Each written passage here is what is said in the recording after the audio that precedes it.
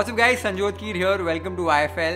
लवकरच आपले लाडके गणपती बाप्पांचं आगमन होणार आहे आणि आज मी बाप्पांचे आवडते उकडीचे मोदक करत आहे. ये जो उकडीचे मोदक है, मुझे बहुत टाइम से इसकी रेसिपी आप सभी के साथ शेयर करनी थी. मैं 2-3 साल पहले तो आपके साथ एक वीडियो शेयर किया था जब भी मैं किसी के घर पे जाके इसे सीखा था और फिर काफ़ी सारा प्रैक्टिस करने के बाद मुझे ये बनाने आ गए और बहुत ही अच्छे उकड़ी से मोदक बनते हैं. और इस रेसिपी में आपको हर एक चीज़ एकदम डिटेल में बताने वाला हूँ. इसका जो सारण है, जो फिलिंग है, वो परफेक्टली कैसे बनाते हैं. इसका जो पीठ होता है, जो आटा होता है, उसमें कौन से टाइप के चावल यूज़ करके बनाने हैं जिससे आपके जो मोदक हैं वो फटे नहीं, एकदम सॉफ्ट और एकदम ब्यूटीफुल बने. और साथ ही में से शेप कैसे करना है, ये सारी चीज़ें आज आपके साथ शेयर कर रहा हूँ. बहुत ही अमेजिंग उकड़ी से मोदक बनते हैं. सबसे पहले मोदक के लिए इसका सारण कैसे बनाते हैं वो देख लेते हैं. सबसे पहले नारियल को हमें किसना है. तो नारियल को किसने के लिए इस तरीके की एक मशीन आती है. ये मशीन को यूज़ करके करना है. आपका जो ग्रेटर होता है वो मत यूज़ कीजिए. जो कोकोनट का टेक्सचर है वो अमेजिंग वाला नहीं आता है. इससे एकदम परफेक्ट आपका जो टेक्सचर है नारियल का आएगा. तो बस नारियल को फिर इस तरीके से आपको किसना है. आप देख सकते हो नारियल हमारा कितनी आसानी से किस रहा है. इस रेसिपी में 2 नारियल आपको यूज़ करने हैं जिससे आपको लगभग 2 कप किसा हुआ नारियल मिल जाएगा. इस रेसिपी के लिए आपको 2 कप किसे हुए नारियल चाहिए. तो किसा हुआ नारियल हमारा रेडी हो गया है. अभी इसे एक बोल में ट्रांसफ़र कर दीजिए. नारियल के साथ 1 कप चॉप किया हुआ गुड़ आपको इसमें ऐड करना है और अच्छे से मिला लेना है. गुड़ और नारियल को मिलाने के बाद इसको लगभग 10 मिनट के लिए रेस्ट होने दीजिए. इस प्रोसेस से क्या होता है, गुड़ का फ्लेवर नारियल में बहुत अच्छा आता है और हमारा जो गुड़ है वो भी जल्दी से पिघल जाता है इसको पकाने के समय. अब एक बर्तन के अंदर 1 टेबलस्पून घी ऐड कीजिए. घी को आपको ज़्यादा गर्म नहीं करना है. अब इसके अंदर जो हमारा नारियल और गुड़ का मिक्सचर है उसे ऐड कर दीजिए. अब इसे एकदम लो फ्लेम पर आपको पकाना है, कंटिन्यूसली स्टर करते हुए जब तक कि आपका जो गुड़ है वो पूरी तरीके से पिघल नहीं जाता है. इस प्रोसेस में क्या होएगा, आपका नारियल हल्का सा पक जाएगा, गुड़ भी हल्का सा पक जाएगा, इसका कलर थोड़ा सा गहरा हो जाएगा.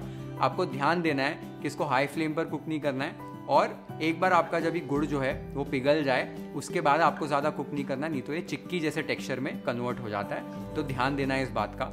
आप देख सकते हो मैंने इसको अच्छे से स्टर करते हुए पका लिया है. गुड़ हमारा एकदम पिघल चुका है और आप देख सकते हो एकदम हमारे सारण का जो कलर है परफेक्ट हो गया है. इस स्टेज पर गैस को बंद कर दीजिए. अब इसमें 2 चीज़ें ऐड करनी है. एक चुटकी भर इलायची पाउडर ऐड कर दीजिए.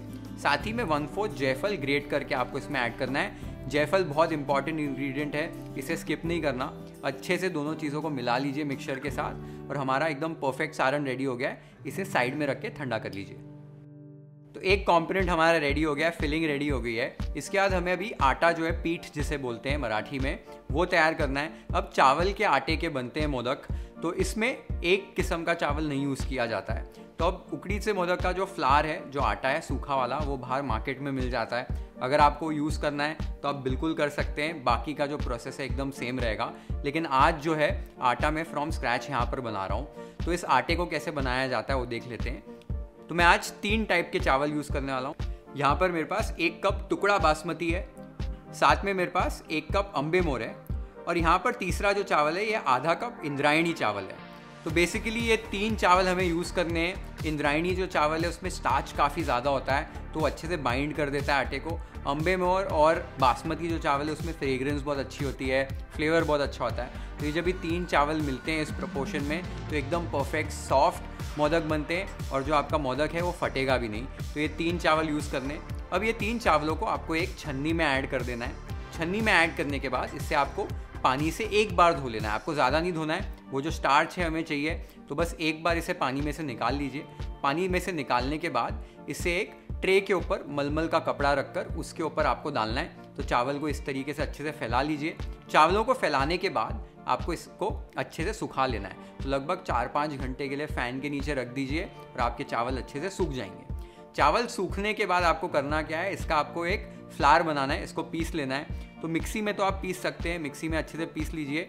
मैं यूजुअली क्या करता हूँ, मैं इसे चक्की में पिसवा लेता हूँ. चक्की में और फाइन हो जाता है ये आटा और इससे और अच्छे मोदक बनते हैं. तो अगर आप चक्की में पिसवा सकते हैं तो वहाँ जाके पिसवा लीजिए. और कोशिश कीजिए कि जहाँ पर गेहूँ का आटा पिसता है वहाँ नहीं पिसवाना है, जहाँ चावल का आटा पिसता है वहाँ पिसवाइए. नहीं तो आपके जो मोदक है वो हल्के से पीले रंग के हो जाएंगे, हल्का सा उसका कलर जो है वो वाइट नहीं रहेगा. तो ये बात का ध्यान देना है. चक्की में पिसवाने के बाद या मिक्सर ग्राइंडर में पीसने के बाद इस आटे को आपको छान लेना है और आपका जो उकड़ी से मोदक का आटा है वो रेडी हो जाएगा. एक बार आपका आटा रेडी हो गया या आप रेडीमेड आटा यूज़ कर रहे हैं, उसके बाद इसको गूंदना कैसे वो देख लेते हैं. तो एक बर्तन में 1 कप पानी ऐड कर दीजिए। पानी ऐड करने के बाद इसके अंदर 1 टेबलस्पून घी और 1 चुटकी भर नमक आपको ऐड करके अच्छे से स्टर कर लेना है। अब इस पानी को एक बॉईल पे ले आना है। जैसे ही पानी में बॉईल आ जाए, गैस को आपको इमीडिएटली बंद कर देना है। अब इसके अंदर 1 कप आपको चावल का आटा मिलाना है जो हमने तैयार किया है। जितना पानी है उतना ही आटा है, इक्वल प्रपोर्शन में पानी और आटा आपको मिक्स करना है।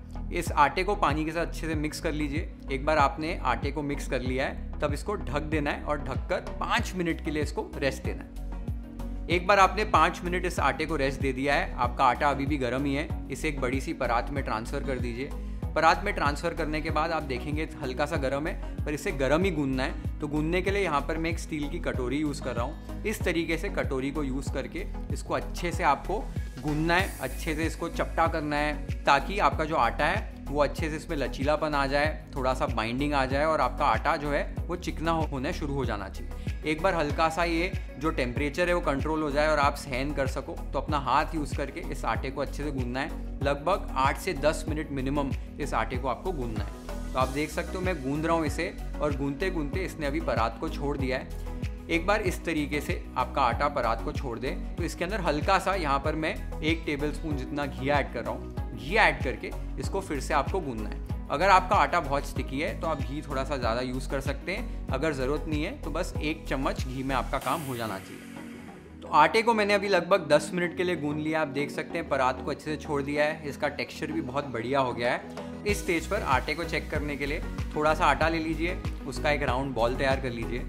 बॉल तैयार करने के बाद इसको आपको इस तरीके से फ्लैटन आउट करना है, इसकी एक पारी बना लेनी है। तो आप देख सकते हो एकदम पतली सी पारी मैंने बना ली है और ये टूट नहीं रही है। इसका मतलब है हमारा जो आटा है एकदम परफेक्ट बन गया है। अगर आपकी पारी टूट रही है तो आपको करना क्या है, इसको और 2-3 मिनट 4 मिनट के लिए गूंदना है और आपका आटा एकदम परफेक्ट हो जाएगा। आटा एक बार आपका बन गया, इसके ऊपर हल्का सा घी लगा दीजिए और एक गीले कपड़े से इसको ढक दीजिए जब तक कि आप मोदक को शेप करें, नहीं तो आपका आटा जो है वो ड्राई हो जाएगा। और एक बात का आपको ध्यान देना है, एक बार आटा आपने तैयार कर लिया तो इमीडिएटली आपको मोदक तैयार करने, ज़्यादा समय तक आटे को छोड़ देंगे तो मोदक अच्छे से शेप नहीं होते। तो सारण पहले तैयार कर लिया, फिर आटा तैयार किया और फिर फटाफट से मोदक शेप कर लिए। मोदक को शेप कैसे करना है वो देख लेते हैं। तो सबसे पहले हल्का सा घी अपने हाथों पर लगा दीजिए ताकि जो आटा है वो आपके हाथों को चिपके ना।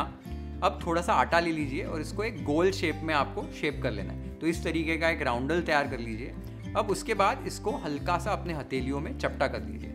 चपटा करने के बाद इस तरीके से आपको एक हाथ से पकड़ना है जहाँ पर आपका अंगूठा एक तरफ हो और बाकी की उंगलियां पीछे की तरफ हो। अब आपके दूसरे हाथ के इस हिस्से से और अपने अंगूठे से इसको शेप करना है। तो आप देख सकते हो मैं किस तरीके से इसको शेप कर रहा हूँ। इस तरीके से दबा दबा कर और गोल घुमाकर आपको एक इसकी पारी तैयार करनी है, यानी कि एक चपाती जैसे तैयार करनी है।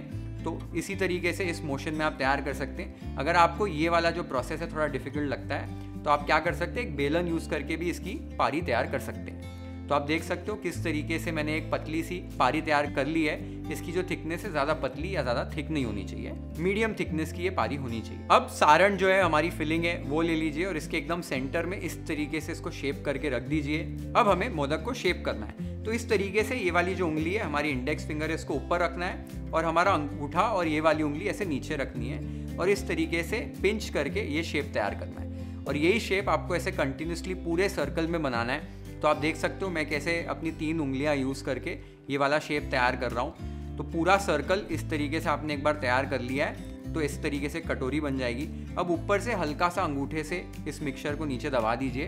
अपने हाथ को इस तरीके से एक सी बना लीजिए। ये सारे जो किनारे हैं वो आपको बीच में एकदम सॉफ्टली एक साथ लाने।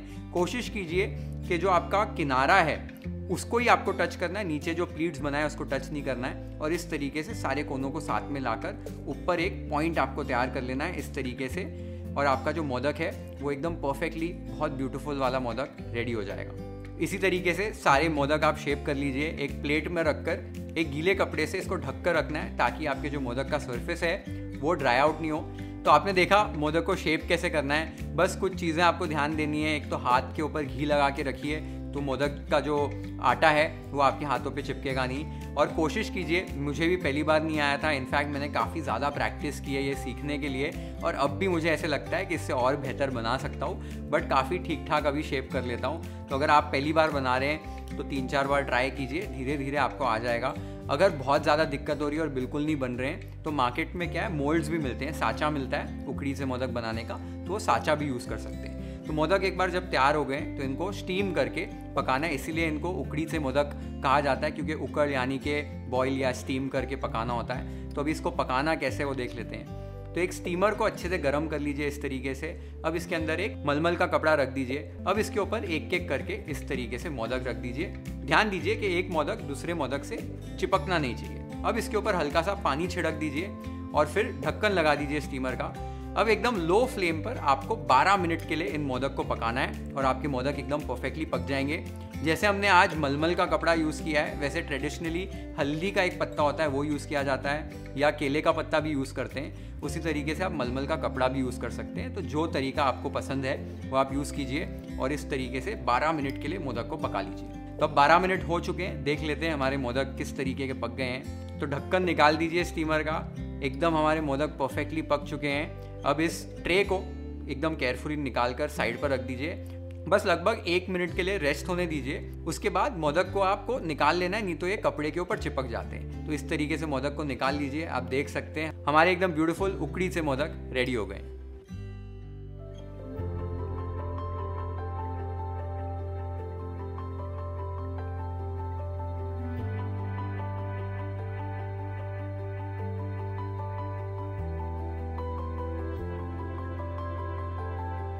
तो उखड़ी से मोदक बहुत ही अमेजिंग बने, बहुत ही ब्यूटीफुल बने। और गणेश उत्सव जब भी आप सेलिब्रेट कर रहे हो, अगर आपके घर पे गणपति बापा आ रहे हैं या आपके नेबर के घर पे आ रहे हैं तो ज़रूर बनाइए, आप भोग चढ़ाइए इन उखड़ी से मोदक का। गणपति बापा को सबसे ज़्यादा पसंद होते हैं ये मोदक। और आप जब भी ये मोदक को सर्व कर रहे हो तब साजुक तुप यानी घी के साथ सर्व करें, बहुत ही डिलिशियस लगते हैं और बहुत ही अमेजिंग मोदक बनते हैं। मैंने काफ़ी कोशिश की है इसको जितना अच्छे से शेप कर पाऊँ।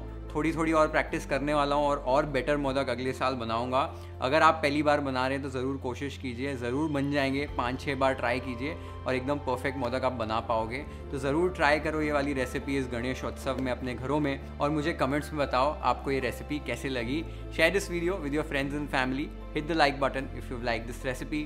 Follow and subscribe to YFL if you haven't yet. Have an amazing time with this beautiful ukdi se modak recipe at your home. Ganpati Bappa Moria.